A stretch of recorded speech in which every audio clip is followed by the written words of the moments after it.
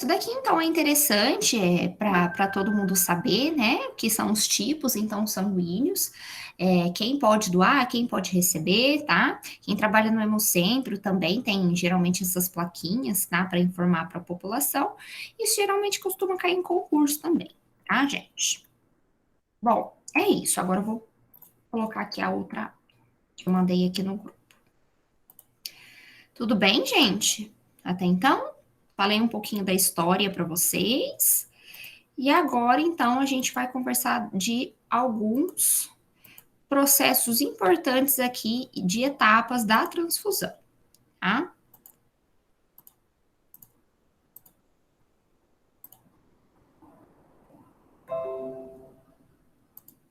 Todo mundo vendo, né?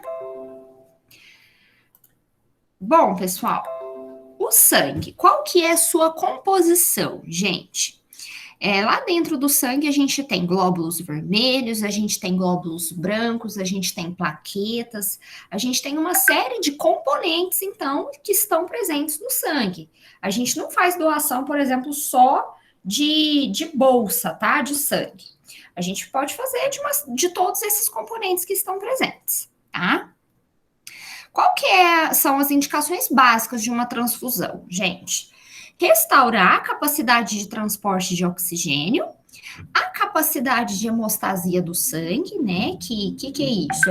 É o equilíbrio do volume que a gente tem dentro do sangue.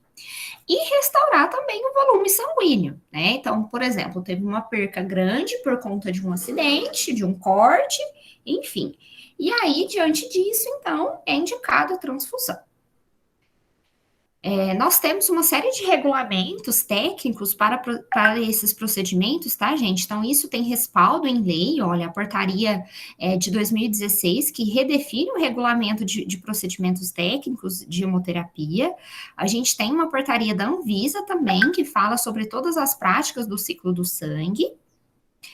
Temos resoluções do COFEN, então, olhem só, que normatiza a atuação do enfermeiro e do técnico de enfermagem em hemoterapia. E que também proíbe a prática de autohemoterapia por profissionais. Então, o que é isso, gente? É tirar o próprio sangue do paciente e dar para o mesmo receber. Isso a gente não pode fazer. Tem uma série aí de máquinas especiais que fazem isso, tá bom? Bom, continuando. Obtenção de sangue, né? Agora a gente vai falar um pouco sobre a recepção e o cadastro. É importante lembrar, né, que no dia de doação sempre portar um documento de identidade, RG, trazer escrito o nome e a data de nascimento do paciente. É indicado que pelo menos essa pessoa que vai doar, gente, tenha dormido por 6 horas, né? Por quê? O que vai fazer de diferença? Porque o sono restaura as nossas capacidades fisiológicas. Então, a pessoa que não dorme bem, com certeza ela vai ter algum tipo de problema. Não ingerir bebida alcoólica e vir alimentado. Só que tem que vir alimentado, gente, de evitar alimentação gordurosa abundante. Então, por exemplo, se aquela pessoa comeu uma feijoada no dia anterior, ela não pode fazer a doação, tá? Ela tem que esperar alguns dias, porque aquela grande quantidade lá de moléculas de gordura estão ainda presentes, tá? Dentro do organismo. Então, por isso que não pode, ok?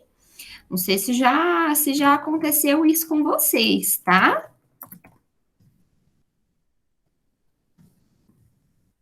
Bom, continuando aqui então, gente. Idade mínima 16, aqui é 18 a 69 anos, e peso mínimo de 50 quilos no caso das mulheres e 51 no caso dos homens.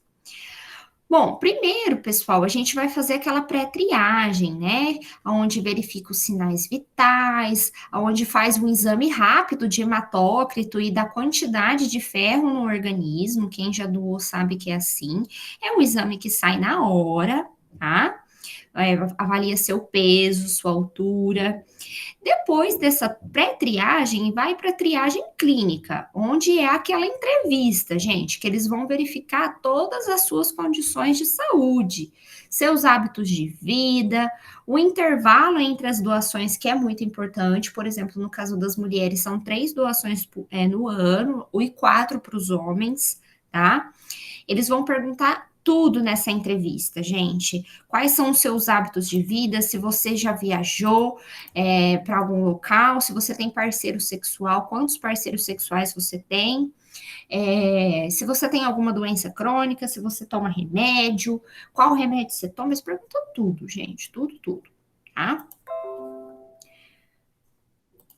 Com fins a identificar se uma bolsa, por exemplo, pode ser suspeita ou não, né? Então, olhem só. Ainda tem uma coisa muito legal, gente, que além de ter essa etapa de pré-triagem e a triagem, quando você vai lá fazer essa entrevista, conversar com o enfermeiro ou com um técnico de enfermagem lá do Hemocentro, logo depois que você termina essa etapa, você vai lá para essa linha onde você vai doar o sangue, tá? Aí, antes de você doar, eles te entregam esse papelzinho, tá? Que para, por exemplo, para você só afirmar lá se você foi sincero na entrevista ou se você não foi sincero. Porque às vezes a pessoa tem vergonha de falar que mentiu, que ou omitiu alguma informação lá no momento com esse entrevistador, né? Então eles dão um papelzinho, porque aí caso você não tenha sido sincero, você vai lá, eles vão te colocar o código aí nesse quadrado de baixo, coloca o código da sua bolsa, e você coloca que não foi totalmente sincero. E aí ninguém fica vendo isso. Aí você doa o sangue normal, e aí depois no dia eles pegam todos esses papéis. Se tiver algum que não foi totalmente sincero, eles pegam aquela bolsa e desprezam, tá? Então é uma maneira deles, né, garantirem que realmente está tudo certo, mesmo que eles vão fazer o exame. Bom, para a obtenção, então, dessa coleta, pessoal, a gente precisa, né, de uma antisepsia. É um sistema fechado, então, observem que é uma bolsa que já está acoplada num equipo, então já está tudo fechado para garantir, minimizar o risco de infecções. Geralmente, eles colhem de 400 a 500 ml de sangue total, tá? Qual que vai ser esse valor exato? Depende do peso do paciente, eles vão fazer o cálculo de acordo com isso, tá? Aí olhem a série de exames que eles fazem, pessoal. Eles fazem exames imunohematológicos, então do sistema ABO, do sistema RH também. Mesmo que você fale qual tipo sanguíneo que você é, eles vão confirmar isso de novo. Eles fazem uma triagem sorológica, olhem, para doença de Chagas, sífilis, HIV, hepatite. Então faz uma triagem para esses tipos de exame, tá? Mas, pessoal, aqui que está a grande questão. Não tem como eles fazerem, por exemplo, um teste para todas as doenças. Então, tem risco sim de doação. Vamos pensar num paciente, por exemplo, gente, que tem HIV. O HIV, se vocês já estudaram um pouco sobre ele, vocês se lembram que ele tem um período de janela imunológica. O que isso significa, gente? Que tem um período que às vezes a pessoa está com a doença, mas até fica como negativo se a pessoa testar, só que o vírus ele ainda não está ativo, ele está lá inativado, só vai aparecer daqui uns anos. O HIV é assim que funciona. Então, tem um período de incubação de algumas doenças, né? Que às vezes não, a pessoa nem sabe que tem, né? Vai lá e doa e tem o risco sim de infectar essa pessoa que está recebendo esse receptor. Tá? Então, por isso que quem recebe sangue, gente, quem recebe bolsa de sangue, precisa fazer um acompanhamento depois de alguns anos, tá? Para colher alguns exames para saber se está tudo certo, porque tem um risco sim. Não tem como a gente triar todas as doenças que existem. Então, se o doador tem algum tipo de doença, vai passar também para o receptor, tá? Bom, como que é, então, olhem como é armazenado numa máquina especial, gente, que faz, né, o giro, o concentrado dessas plaquetas, porque a gente precisa ter cuidado para não coagular, então essas máquinas têm essas funções, né? Bom, a gente tem várias opções de hemoderivados, igual eu falei para vocês, a gente tem o sangue total, olhem só, a gente tem o plasma rico em plaquetas, a gente tem o concentrado de hemácias, enfim, a gente tem uma série, então, de tipos diferentes. Essa máquina aí, gente, olhem só, coleta de hemocomponentes por aférese. É uma máquina que é muito parecido com aquela de doação de plaqueta, não sei se alguém já doou plaqueta aqui, mas ela consegue já separar os hemocomponentes especiais daquela bolsa. Então, tira o sangue ali, vai pegar só a plaqueta dali, faz essa separação, tá? Alguém que já doou plaqueta, gente? Que demora um pouco mais, o de sangue é mais rápido. Não?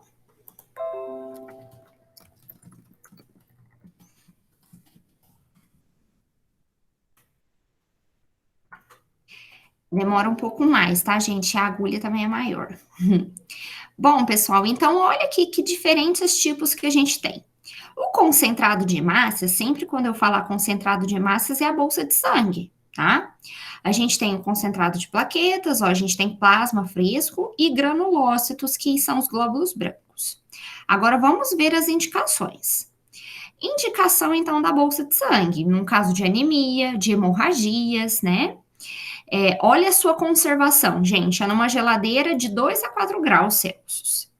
Ele fica válido de 21 a 42 dias, né? A pessoa do concentrado de plaquetas, qual que é a indicação? Quando tem plaqueta baixa no organismo, às vezes por conta de uma baixa imunidade, um câncer, enfim. Conservação, 2 a 22 graus. Olhem só o tanto que isso é diferente, gente. É mais que o dobro que a temperatura da bolsa de sangue. Então, tem que ser armazenado em outro local. Validade de 3 a 5 dias. Nossa, é pouco. Gente, e falta. Isso daqui nunca vence dentro do hemocentro, tá? Concentrado de granulócitos, que é o glóbulo branco, né? Quando tem também sistema imunológico baixo. Olhem a validade, gente, 24 horas e não perde, tá? Porque nunca tem no estoque esse tipo de hemocomponente. Bom, aí eles fazem uma série de procedimentos especiais, né, para o hemocomponente. Às vezes eles fazem uma irradiação para poder. São testes necessários, gente, para evitar qualquer tipo aí de problema nessa bolsa. A gente tem outros derivados, esses eu não vou passar para vocês, tá? Mas só para conhecerem que a gente tem a albumina, a imunoglobulina, enfim, tem uma série aí de outros derivados. Bom, vamos então partir para a avaliação da necessidade de transfusão. A gente tem um aumento de infecção pós-operatória, né, gente? Recorrência de lesões e retardo no processo de cicatrização. Então, a gente tem que avaliar se isso vai ser necessário, tá? A transfusão perioperatória, olhem só. A gente precisa tomar cuidado, porque às vezes no pós-operatório, esse paciente, gente, já tem um estresse cirúrgico envolvido, da cirurgia que às vezes foi de grande porte. Então, a gente precisa prevenir o sangramento. Como que vai prevenir? Antes da cirurgia, ele vai interromper, por exemplo, o uso de anticoagulante, né? Uso de vitamina K, e, se for necessário, até mesmo a transfusão, tá? Bom, a avaliação da necessidade, então, de transfusão vai ficar fazendo sempre o monitoramento de quanto que esse paciente está perdendo, para aí sim, então, fazer a transfusão. Só para vocês conhecerem, gente, que quem já fez exame de sangue comum, por exemplo, aquele hemograma total, quem já fez, né? Lá na frente tem os padrões de normalidade, né? Tem lá, tem uma série de coisas, tem hemoglobina, hematócrito. Se vocês pegarem o exame de sangue, vocês vão ver tudo isso. Então, olha qual que vai ser a indicação, gente. No concentrado de hemácias, uma bolsa de sangue. Se a hemoglobina estiver acima de 10, não é indicado transfundir. Então, por isso que faz o exame, para saber. Se a hemoglobina daquela pessoa estiver entre 7 e 10, a gente vai considerar a idade, os sinais, os sintomas, né? Para a gente ver qual que vai ser a necessidade. Nesse caso, é indicado entre 7 e 10 o uso desses medicamentos que aceleram a produção de células sanguíneas, tá? Agora, se a hemoglobina, olhem só, tiver entre 6 a 7, aí já é indicado transfundir. E se ele for testemunho de Jeová, professora? Aí a gente, né, explica os riscos. Se o paciente não quiser, gente, o paciente pode morrer por conta disso, mas é responsabilidade dele, né? Não sei se vocês já passaram com isso, tá? Bom, concentrado de plaquetas, gente. Se as plaquetas do paciente estiverem acima de 100 mil, não é indicado transfundir. Se estiver entre 50 a 100, a gente avalia a possibilidade. Agora, se tiver abaixo de 50 mil essas plaquetas, aí é indicado, então, a transfusão, tá? Um paciente, por exemplo, que tem um tipo de anemia que destrói as células sanguíneas, pode ser indicado. Um paciente com tratamento de quimioterapia também, né? E por aí vai. Bom, a transfusão, então, pessoal, ela é uma solicitação médica. Vocês não podem transfundir se o médico não fez esse pedido, tá? Não pode. A gente precisa avaliar muito bem essa prescrição, pessoal. Então, vejam só. A gente vai olhar os dados do receptor, né? De quem está recebendo. A gente vai avaliar esse componente, né? Qual que vai ser a modalidade dessa transfusão? É uma transfusão que é de rotina, tá programada, ou ela é de urgência, tem que ser feita agora, em 3 horas, até no máximo 3 horas, enfim. Tem sempre que fazer uma coleta da amostra pré-transfusional. Então, antes, gente, no próprio hospital, no paciente lá na clínica médica, ou enfim, qualquer setor que vai receber, colhe uma pequena amostra de sangue, tá? Para a gente poder fazer mesmo assim a triagem do sistema ABO, para identificar o tipo sanguíneo do paciente, para ter o menos risco aí de erro, tá? Então, vai sempre colher, independente se o paciente já tiver lá marcado.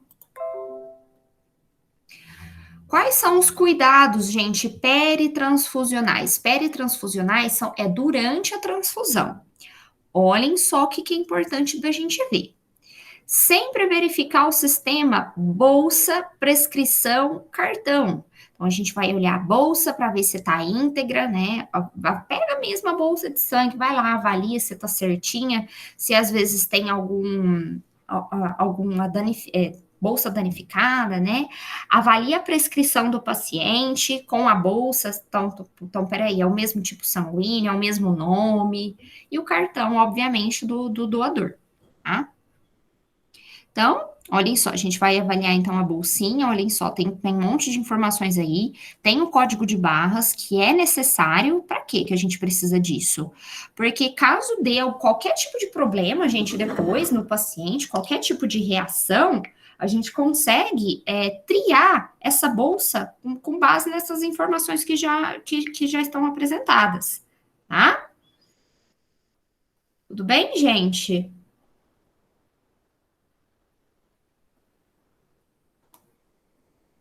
Meninas, tá tudo certo até então? Tudo certo. Tá ok.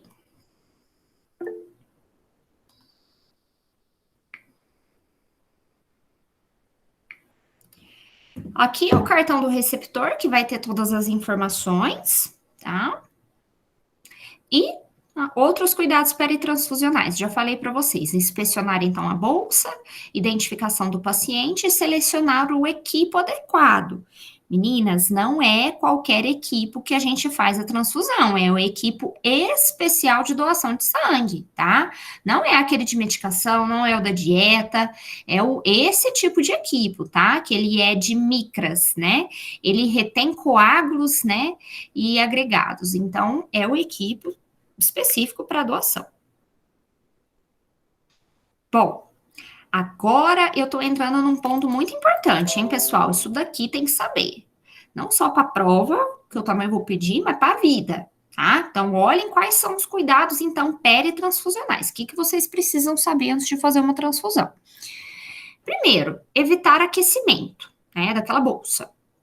A gente tem que iniciar a transfusão, pessoal, em no máximo 30 minutos após aquela bolsa ser retirada da geladeira. Então, vejam que a gente está em Franca, né? O Ribeirão, que são locais quentes. Então, uns 15 a 20 minutos, vocês esperam com essa bolsa, né? E aí transfunde. A gente tem que esperar também um tempo, gente. Não pode, assim que tirar da geladeira, já transfundir. Por quê? Porque a gente tem um risco. Se a gente fizer isso, transfundir a bolsa gelada, o que vai acontecer no paciente? Ele vai ficar com hipotermia, gente. Não pode. Então, a gente tem que esperar um pouco, né, essa bolsa aí entrar em temperatura ambiente para aí a gente transfundir. Mas também não pode esperar demais, senão ela vai aquecer demais, né? Considerar cada bolsa como uma transfusão diferente. Como assim, professora? Às vezes o paciente tem a prescrição, gente, de 2, 3 bolsas de sangue. Então, para cada bolsa, você vai fazer todo o passo diferente, conferir tudo de novo, analisar tudo de novo, tá? Toda vez que vocês forem analisar uma bolsa, gente, fazer aquele cuidado, né? Aquela observação de bolsa, prescrição e doador, é sempre feito uma dupla ou tripla checagem. Vocês vão bater o carimbo, vocês vão verificar tudo, bater o carimbo, checou, tá tudo certo. Vai vir outra pessoa, o seu colega de trabalho ou o seu enfermeiro supervisor e vai checar junto com você, bater o carimbo também. Faz essa dupla checagem ou tripla checagem, pessoal, para gente garantir que tá tudo certo, minimizar erros que podem acontecer na doação, tá? Verificar os sinais vitais antes do início e no término da transfusão. Então, antes de passar a bolsa, tem que olhar depois também, porque pode mudar. Acompanhamento direto nos primeiros 10 minutos de transfusão, gente. Isso significa que você que está passando a bolsa, você tem que ficar lá pelo menos os 10 primeiros minutos observando diretamente o paciente. Tem que ficar dentro do quarto olhando o paciente. Porque se ele tiver qualquer tipo de reação, geralmente acontece no início, tá? Então, você tem que ficar lá. E depois desse tempo, professora, vocês ficam perto, mas não necessariamente vocês têm que ficar lá direto olhando. Então, vocês vão lá dar uma passadinha no quarto depois desse tempo. Não adicionar qualquer substância aos hemocomponentes ou administrar concomitantemente no mesmo acesso, exceto o soro. Gente, então tá lá correndo um soro no acesso. Não pode passar medicação nesse horário. Não pode correr nada, gente, junto. Porque às vezes o paciente tem uma torneirinha que dá pra gente acoplar, né? Outros ali, uma medicação, outra coisa. E não pode, nesse momento, não. A não ser soro. Soro pode. Se for a bolsa de sangue, olha só. A gente tem que infundir, pessoal, de 60 a 120 minutos. Geralmente, pessoal, a infusão é entre 1 hora e 1 hora e meia, tá? No máximo 4 horas, mas eu nunca vi demorar tanto tempo para transfundir uma bolsa, tá? Normalmente é 1 hora, 1 hora e meia. Tem que controlar para ser nesse tempo, tá, meninas? Porque se não fizer nesse tempo, tem risco da bolsa coagular, da bolsa superaquecer, enfim, e aí os efeitos colaterais aparecem, né? As plaquetas, 30 minutos, então é mais rápido. Agora a gente vai ver outra coisa muito importante, pessoal, que eu também vou cobrar na prova. São as reações transfusionais. Então, que tipo de reação que o paciente pode ter durante uma transfusão? Nós podemos ter reações imediatas, que são aquelas que acontecem na hora, tá? Então, na hora que aconteceu, na hora que tá passando a bolsa. E tem ainda as reações, gente, tardias, ou seja, que são as reações que acontecem depois que a bolsa já passou. Vamos ver primeiro as imediatas. Quais são? Elas podem ser reações imunológicas, ou seja, que tem a ver lá com a bolsa, com o sistema ABO, na maioria das vezes. Então, pode ser uma reação febril, pode ser uma reação hemolítica. O que é uma reação hemolítica, gente? Quando aquele hemocomponente ele se rompe. Então, por exemplo, a hemácia explode, se rompe. Urticária, pode ser uma reação anafilática, que é uma alergia intensa, por exemplo, que imediatamente na hora que começou a transfundir, já entrou num estado anafilático. Parar, né, imediatamente. Pode acontecer também uma reação não imunológica, que não tem a ver com a bolsa. Por exemplo, gente, uma sobrecarga de volume, então passou muito sangue, agora tem muito volume de sangue dentro do corpo. Hipotermia, Por quê? Principalmente por conta daquilo que eu falei para vocês agora, meninas. Transfundir a bolsa gelada, tá? Complicações metabólicas ou contaminações bacterianas. Às vezes aquela bolsa está infectada e nem não foi visto isso, ok? Podemos ter também reações tardias, gente, que são aquelas reações que ocorrem depois que a bolsa já foi transfundida, tá? Então, por exemplo, pode ter uma reação hemolítica tardia desse glóbulo se romper depois, púrpura, né? O paciente fica até com uma cor meio roxeada, né? Pode ter reação não imunológica, então, por exemplo, uma sobrecarga de ferro. O paciente tomou tanto sangue que agora ele está com muito ferro no organismo, e isso também é maléfico. E a transmissão de doenças infecciosas, que muitas vezes podem aparecer só lá para frente, depois que o paciente já tomou, recebeu a bolsa, né, de transfusão, ok? Então, essas são os dois tipos de reações diferentes, meninas. Temos outros sinais e sintomas. Então, o que o paciente pode ter de reação durante essa transfusão? Olhem só. Febre, rubor facial, fica com o rosto vermelho. Pode ter prurido, que é a coceira, urticária. Ele pode ter dor, que pode ser uma dor torácica ou dor lombar, ou dor no local de infusão, ou cefaleia. O paciente pode ter sibilos, tosse. Sibilos são ruídos anormais no pulmão. Pode ter oligúria ou anúria, né, que é a ausência da urina, por exemplo. Pode ter hipotensão, pode ter náuseas ou vômitos ou sangramento anormal. Então, vejam só, gente, se o paciente de vocês, na hora da transfusão, tiver qualquer um desses sintomas, principalmente essas reações aqui imediatas, né, que eu falei para vocês, ou esses sinais, o que a gente tem que fazer, gente? Isso daqui também é super importante. Diante dessas reações transfusionais, a primeira coisa, gente, é interromper a infusão na hora, tá? A gente tem que parar isso na hora para evitar agravar mais o quadro. Então, a gente interrompe, só que mantém esse acesso venoso, deixa ele lá com o catéter. Aí a gente vai lá correndo checar de novo a prescrição médica, a etiqueta e o cartão, porque vai que você comeu bola, né? Então você vai lá correndo checar para ver se tá tudo certo. Rapidamente, você checou, viu que tá tudo certo, você vai notificar a equipe médica que o paciente teve uma reação, seu supervisor também. Checar os dados da bolsa do paciente, né? Não desprezar as bolsas do hemocomponente. Então, essa bolsa que o paciente teve lá, teve uma reação, você não joga fora.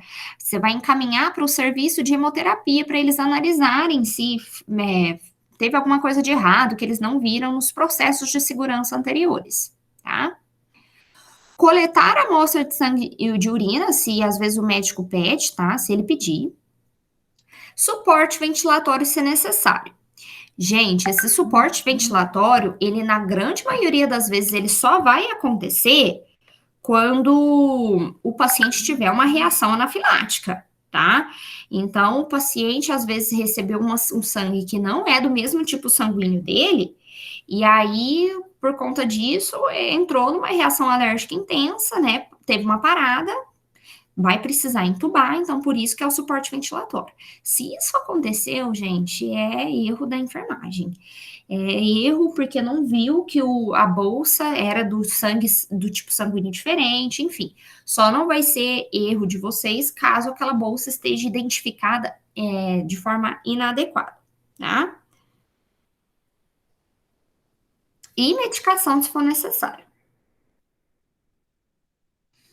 Doação, então, pré-operatória, os mesmos cuidados, tá, gente? A gente tem a possibilidade da transfusão autóloga, tá, gente? Por exemplo, no caso do testemunha de Jeová, que vai fazer uma cirurgia, a gente tem essa possibilidade, por exemplo, né? Ele sabe que ele vai fazer uma cirurgia de grande porte, então antes ele vai lá, tira o sangue, ele passa por uma máquina, todo o sangue que tá saindo dele passa por um processamento, né, para remover as impurezas e tudo mais, e volta para ele mesmo. Quando é assim, eles permitem, esse tipo de religião permite, porque não está recebendo sangue de outra pessoa. Mas é óbvio que não é todo o hospital que tem isso, né, gente? Que tem uma máquina que dá essa possibilidade para o paciente, ok? Então, a gente tem aqui para recuperação, né, intraoperatória.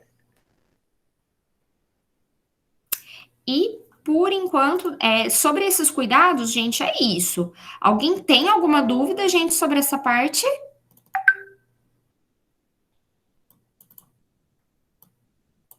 Vocês viram, então, gente, que não é simples assim fazer a transfusão. Olha a série de cuidados que a gente tem aí, necessários para esse paciente, ok? Tudo bem, meninas?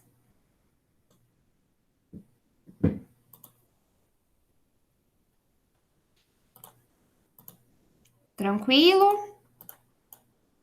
Ninguém tem dúvida? Se precisar transfundir, tá tudo certo?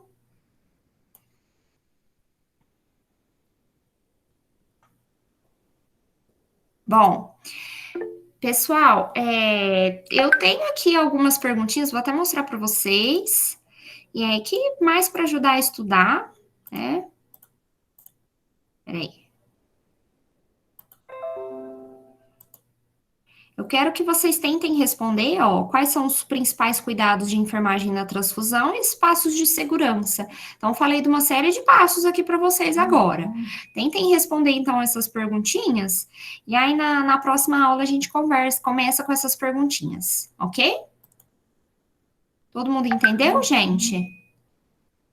Ok. Então é isso, meninas. Caso vocês queiram fazer as perguntas, saírem da aula, fica à vontade, tá? Lembrando que a gente se vê na próxima quinta-feira, que já vai ter aula presencial, ok?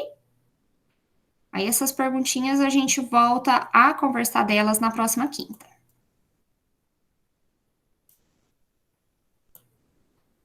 Aí vocês me entregam na próxima quinta. É isso então, gente. Interrompi aqui a gravação.